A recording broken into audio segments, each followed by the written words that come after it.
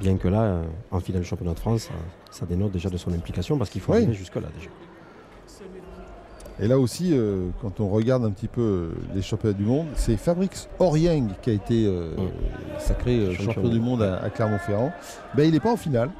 Il n'est pas en finale. Cette année, il n'a pas participé au championnat de France. Ouais. Non, mais comme quoi, le renouvellement. Oui, il y a toujours c'est toujours ça qui est intéressant. Il y a toujours des jeunes talents qui émergent. Ouais. Et donc, on est parti dans la première reprise de ce combat on va dire des poids lourds, hein, carrément, donc, avec Benjamin Robillard face à Mehdi Meksen. Bon travail de contre. Joli contre de Meksen. Voilà, c'est là où on s'aperçoit le travail de contre-attaque hein, qui de suite est adapté aux techniques de jambes. En mesure de venir contrer quand la jambe part. Alors 2 hommes qui sont en garde opposée, c'est pas si courant que ça sur ces championnats de France, avec donc Mehdi Meksen qui est en gaucher. Alors gaucher, ça veut dire que il a le point droit devant et le point gauche plutôt en arrière. J'ai dit quoi, Mehdi Meksen? Oui, c'est Robillard. C'est Robillard qui est en gaucher, pardon. Meksen est en droitier et Robillard est en gaucher. Voilà. Alors souvent, c'est vrai que dans ces postures-là, on peut dire que le gaucher est avantagé parce qu'il a plus l'habitude de boxer des droitiers qu'un droitier n'a l'habitude de boxer de gaucher, hein, parce qu'on en croise beaucoup moins dans les circuits des gauchers. Et la différence importante, alors il y a des différences en termes de gêne. Vous verrez que le positionnement des 2 boxeurs font que quelquefois leurs jambes avant peuvent s'entrecroiser, ils peuvent se marcher sur le pied, enfin ils sont un petit peu gênés, ça peut arriver. Par contre, d'un point de vue pugilistique proprement dit, lorsqu'on boxe des boxeurs et qu'on est en garde opposée, eh bien, on favorise la jambe et le bras arrière, puisque c'est le côté ouvert. Hein, On est ouvert au niveau des coudes, à l'intérieur, ça donne des opportunités. Après, tout le travail entre gauche et droitier, c'est un petit peu la petite guerre stratégique du positionnement de son pied avant. En fait. Oui, bien sûr. Éviter de se retrouver à l'intérieur des appuis de son adversaire. C'est un petit peu ça. Donc c'est quelque chose de plus à gérer dans le match, on peut dire. À un moment donné, c'est quelque chose à gérer dans le match. Surtout quand on veut, derrière les échanges, être capable de sortir en jambe proprement, il faut pouvoir avoir la disponibilité de ses appuis. Bon, pour l'instant, un match qui est serré. Oui, pour l'instant, c'est assez équilibré. On se rend coup pour coup. Là, on voit que c'est le petit Meksen qui déclenche. Et juste avant, c'était Robillard. Donc, on est dans des échanges. On fait connaissance. Voilà, on essaye de prendre des repères, sachant qu'en plus, là un beau contre. Le premier contre, il était signé Mehdi Meksen quand même. Très beau contre. Ouais. Voilà, on prend des repères, on essaye de peut-être commencer à aborder la deuxième reprise avec des choix stratégiques. Ouais, il travaille pas mal avec les points pour l'instant, Mehdi Meksen. Hein, il a bien fait reculer Benjamin Robillard. Mehdi Meksen, le voilà justement de l'OF Pompey. Voilà, un club dont on vous a déjà parlé avec les dames. Et entre autres avec Jacqueline Bérou. Donc il y a un petit avantage de taille quand même pour Benjamin. Oui. Qui est un petit peu plus grande. Donc je pense que s'ils ont à un moment donné favorisé les déclenchements sur les mains par rapport aux jambes, c'est pour essayer aussi de contrecarrer cette distance de jambes. Benjamin Robillard qui s'est qualifié en demi-finale en battant Baptiste Casimir. Ça, c'était lors des finales de mars dernier qui avaient lieu à Béziers. Et à Mehdi Meksen, il a battu Sabri Sarawi. Et lui, c'était le week-end juste avant, lors des demi-finales de Nantes. Il n'était pas dans les demi-finales. Leur demi-finale n'était pas sur le même site. Non, ils ont été séparés. Comme c'est arrivé quelques fois. On va partir dans la deuxième reprise. On disait, alors un petit peu trivialement, ils ont fait connaissance dans la première. On sent bien qu'on a quand même cherché à prendre ses marques, à se placer. Voilà, j'ai envie de vous dire, on n'était pas complètement rentré dans le vif du sujet, quoi. Non. On peut imaginer que le combat va s'accélérer un petit peu. On voit un bon travail de contre-attaque en main de la part de Mehdi sur les déclenchements de jambes. Oui, qui a l'air d'aimer le contre, hein, de chercher à faire travailler Benjamin Robillard. Parce que là, pour l'instant, ils ont bien pris la mesure du fait que Benjamin déclenchait souvent peut-être avec les jambes. Et que donc, en allant le provoquer, ça permettrait d'anticiper ses jambes. Comme il est très longiligne, il est très aérien. Ça, c'était bien. En ligne basse. Ça a bien claqué, on l'a bien entendu. Il a vu aussi qu'il réadapte sa boxe. Hein. Il a bien compris que quand il déclenchait médian ou haut, ça lui permettait à Mehdi de rentrer en contre. Alors maintenant, il va peut-être hésiter à déclencher un peu plus haut, parce que c'est des portes que l'on ouvre après. Ah oui, complètement. Oui. Donc là, on voit que déjà, il a subi ce deuxième contre. Donc là, on voit qu'il commence à déclencher en bas pour éviter de faciliter l'ouverture. Oui, il a clairement changé de déclenchement. Changer de tactique, on va dire. Hein. Il cherche effectivement la ligne basse. Et là, il est reparti à ligne haute, il s'est fait prendre en contre en bas sur la jambe. Voilà, pour l'instant.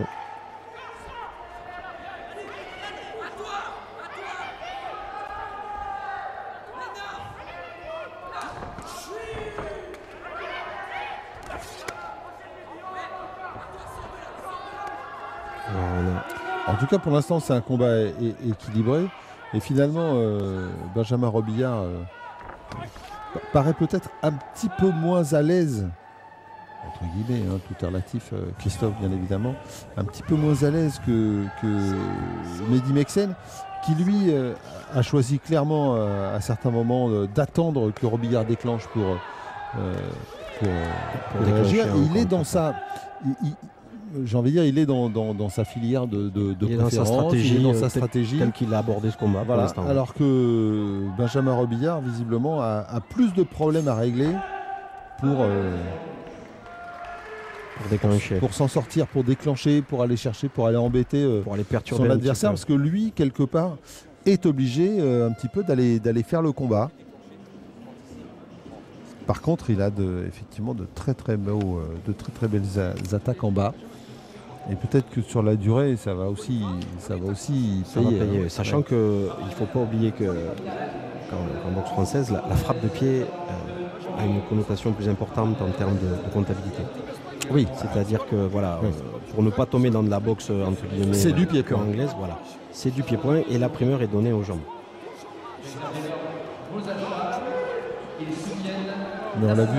C'est pour ça que Mehdi aussi ne doit pas s'évertuer à faire que des mains et aussi avoir des sorties de jambes. Oui. Sauf bien sûr si les mains sont très efficaces et puis pas que qu'elles font compter l'adversaire. Ouais. Voilà. Mais à un moment donné, il faut penser à sortir les jambes aussi, ne serait-ce que pour pouvoir bénéficier au maximum de la rentabilité du travail de contre. Quoi. C'est ça. Hein. Ça permet à ces jambes de trouver aussi des solutions de frappe. En tout cas, on a bien identifié un qui a attaqué, l'autre qui cherchait vraiment à travailler en contre-attaque pour l'instant. On est dans la même. C'est assez marquant. On va voir si ça va évoluer différemment. Hein. On peut imaginer que Mehdi Meksen va être obligé lui aussi à un certain moment de chercher à déclencher. Et c'est très paradoxal parce que c'est vrai aussi que quand on regarde en tout cas le début de cette quatrième reprise, c'est Mehdi Meksen qui a pris le centre du ring, c'est Mehdi Meksen qui essaye de faire reculer Benjamin Robillard. Et pourtant, il est plus dans une stratégie de contre que son adversaire. En fait, il le presse pour l'inciter à déclencher. Il le presse pour inciter à déclencher. En fait, plus vous allez inciter le déclenchement, mieux vous allez pouvoir anticiper et donc être réactif. Ouais. Donc on est un peu dans cette logique-là. Maintenant, comme je vous dis, s'il sortait les jambes en plus derrière, ça finirait la liaison de manière plus pertinente, je parle par rapport au juge. Hein. Ouais. Parce que là, après, il y a quand même de bon travail de Benjamin aussi, qui vient marquer des jambes assez fortement en bas. Ah oui, on l'a vu tout à l'heure. Hein, Voilà. Donc on est il a vraiment lui aussi changé de stratégie. Ouais.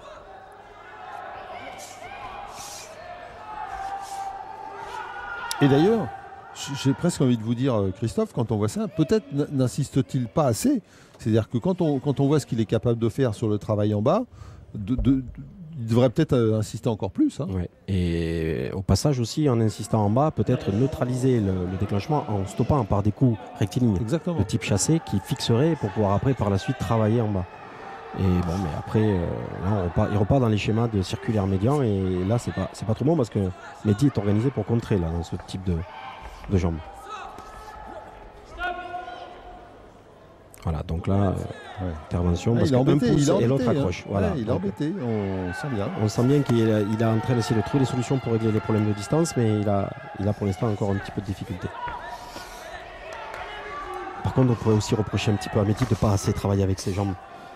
Oui, bien sûr. Aussi pour finaliser ce bon travail qu'il fait en contre. Et justement, pour que Benjamin Robillard puisse asseoir une forme de supériorité, comme on l'a vu tout à l'heure, très très bien déclenché en bas avec les jambes, et bien, plus il cherchera à déclencher en bas avec les jambes, moins son adversaire pourra le contrer, entre autres avec les jambes. Et bien évidemment, au niveau du comptage et de la prééminence, tout sera à l'avantage de Benjamin Robillard. Pour l'instant, quand même, on est dans un match qui est très serré. Qui est très serré. Qui est très serré et sur lequel on a du mal à se faire une idée. Alors quand c'est très serré comme ça, on verra après à l'évolution du match, c'est toujours quelque chose de très complexe en termes de résultats parce que il faut essayer le plus possible de faciliter le travail des juges. J'entends par là, quand je disais tout à l'heure par exemple de Mehdi, de contrer, de sortir avec des jambes, deux jambes un peu qui viennent claquer là, être efficace, ça finaliserait un petit peu plus la sortie, le bon travail qu'il fait de contre. Et un petit peu aussi pour la part de Sébastien, d'essayer d'enchaîner un petit peu de main peut-être aussi pour déclencher derrière les jambes, parce que souvent il déclenche en jambes, mais on le voit rarement aussi essayer de prendre l'initiative de main pour peut-être permettre aux jambes de trouver aussi des solutions. Donc voilà, ils ont chacun à un moment donné peut-être un petit défaut un effort à faire. Un effort à faire, voilà, quand je dis défaut, c'est plutôt un effort à faire pour essayer d'utiliser un peu mieux les 4 segments en fait. Hein. Et chacun à leur niveau donne un peu trop de prédominance à une certaine arme et n'utilise pas assez peut-être les 4. Du moins, c'est le constat qu'on peut faire jusque-là. L'avant-dernière reprise. Voyons voir si les schémas vont évoluer.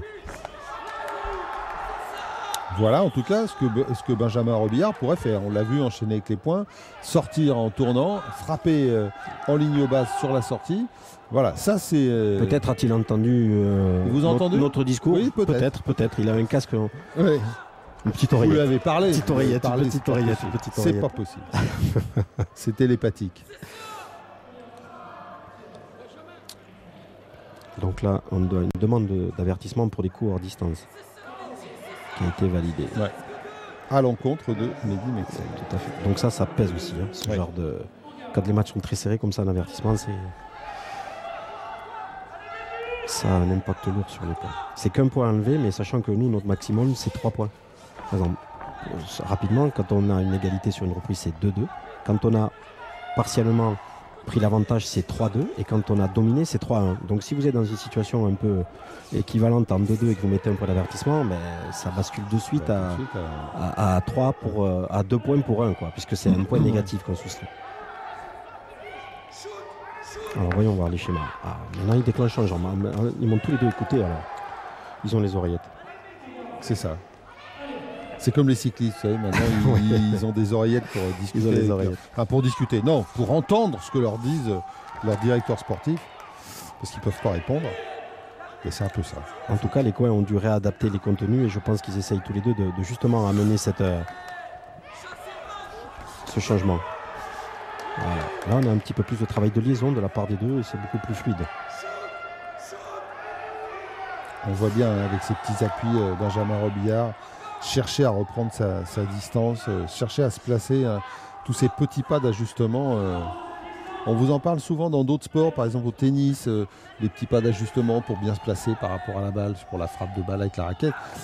Là, c'est ça aussi. Hein. On cherche à se trouver. La boxe, les sports de combat sont souvent des sports de distance. Il faut trouver la bonne distance par rapport à son adversaire pour exprimer son style. Et on voit bien les nombreux petits pas que fait Benjamin Robillard pour essayer de se mettre à la bonne distance de son adversaire.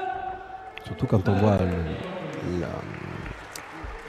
le risque que ça a de ne pas donner un coup à la bonne distance à les jambes, puisqu'on l'a vu précédemment, au round précédent, où Mehdi s'est fait sanctionner d'un avertissement. Et quand on est dans un match aussi serré, et en plus avec un titre de toute façon, Christophe, c'est la double peine. Parce que si vous n'êtes pas à la bonne distance, soit vous pouvez vous faire pénaliser pour un coup qui n'est pas délivré avec la bonne partie de frappe, soit vous frappez dans le vide, et on sait que frapper dans le vide, c'est exténuant. Hein. C'est exténuant, et puis surtout, ça donne aussi des opportunités en termes de physique. Oui, voilà. Donc être à la mauvaise distance, finalement, c'est un petit peu la double peine. D'où le fait de privilégier d'abord son déplacement, son placement, pour être en mesure de déclencher un coup, porter une attaque à distance, de manière à être, on va dire, le mettre le plus possible de son côté, la distance qui sera efficace pour le coup. Bon, il reste un round à Mehdi Meksen, le dernier, pour essayer de gommer ce point négatif qui, dans ce combat très serré, aura une incidence. C'est à peu près sûr. C'est à peu près sûr. Donc je pense que là, tous les deux, ils jouent leur va-tout sur cette dernière reprise.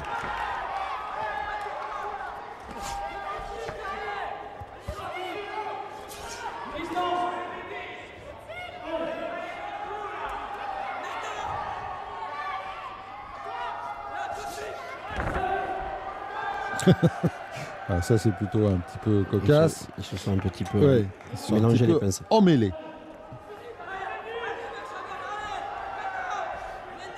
La perturbation. On voit bien que Robillard a changé de sa façon de frapper. Il travaille beaucoup de coups rectilignes maintenant pour le stopper. Alors que jusqu'à présent, il frappait des coups circulaires qui permettaient à Mehdi de rentrer en contre sur les mains. C'est pour ça que depuis on voit un peu moins le travail de contre de Mehdi sur ses mains, parce qu'il est stoppé dans l'axe. Donc forcément, il ne peut plus enchaîner avec ses mains. Tentative chasse tournante.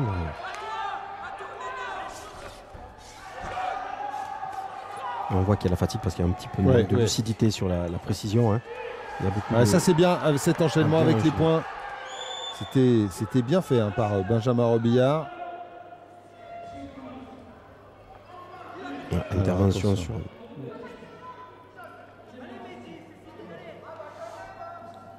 Donc il demande un avertissement. Il reproche à Benjamin de pousser son adversaire. Alors, et là, il donne un double avertissement. Ça, ouais. Donc il avertit les deux. Donc les deux ont été avertis, ce qui fait que ça donne le même résultat. Ça s'annule finalement. Ça s'annule, mais on a toujours un avertissement de plus pour Mehdi, pour les courts distances qui ont été pénalisés précédemment. Donc on est toujours dans la même configuration de match. Hein. Ces deux avertissements n'ont pas eu d'incidence sur le... Finalement, ça leur a permis de récupérer un petit peu. Voilà. Ça va redonner peut-être plus de rythme sur cette fin de match. Ouais, toujours, c'est ce travail de face dont vous parliez tout à l'heure.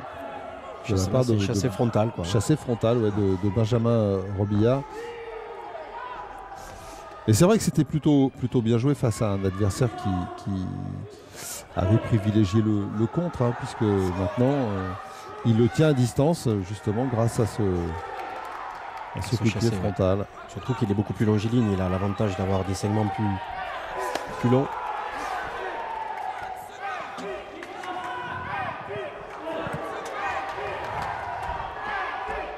Alors que le public a fait écho, une partie en tout cas, pour Mehdi Meksen.